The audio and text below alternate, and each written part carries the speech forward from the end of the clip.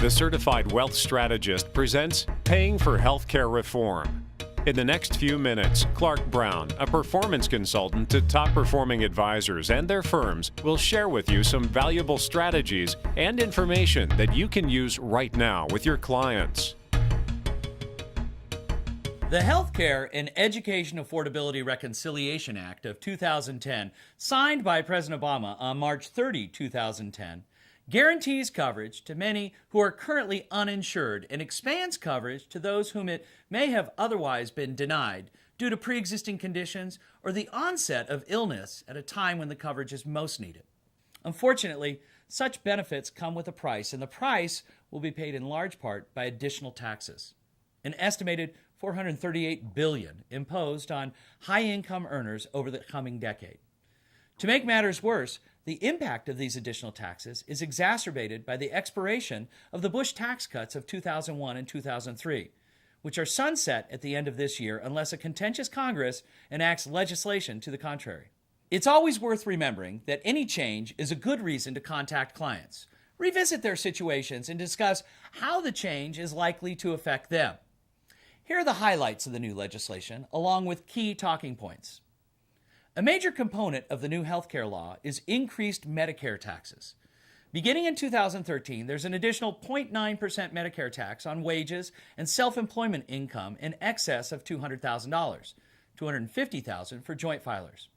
Currently, the Medicare portion of FICA taxes is at 2.9%, with 1.45% paid by the employer and 1.45% paid by the employee. The increase would fall solely on the employee, although employers are expected to have additional withholding requirements. In addition to increased Medicare taxes on wages and self-employment income, the new law also imposes Medicare taxes on net investment income. This is a major tax policy shift. Until now, only wages and self-employment income had been subject to Medicare taxes. Beginning in 2013, a tax of 3.8% will be imposed on the lesser of the annual net investment income or the excess of modified adjusted gross income over the threshold amount, $250,000 in the case of a joint return or $200,000 in the case of a single return. The new Medicare tax on investment income could be worse than appears on the surface.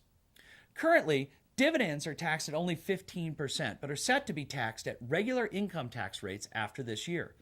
Unless Congress enacts other legislation, the maximum income tax rate, which applied to most high net worth clients, will increase from 35% to 39.6%. When the new Medicare tax is added to the regular income tax, the marginal rate on dividends could go as high as 43.4%, beginning in 2013.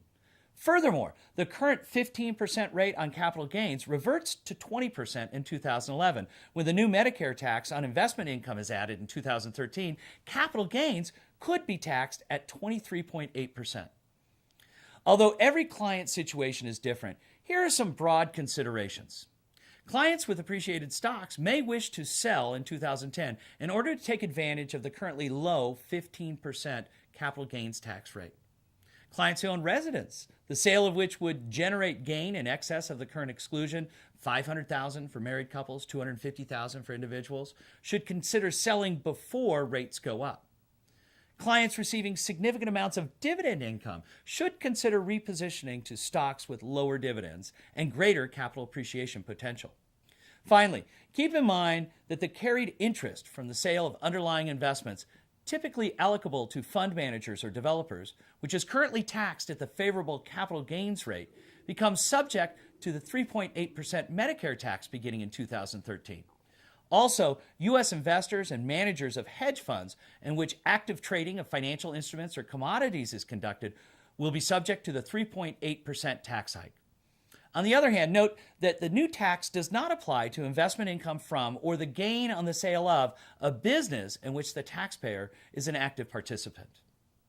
It's important to stay on top of all these tax law changes, and it's important to take them to your clients. It's an opportunity to go out and have another important discussion with them. We'll keep you informed. We'll be right here. This podcast was brought to you by the Certified Wealth Strategist. If you missed a previous podcast or would like to learn more about the fastest growing certification in the financial services industry, please visit www.certifiedwealthstrategist.com.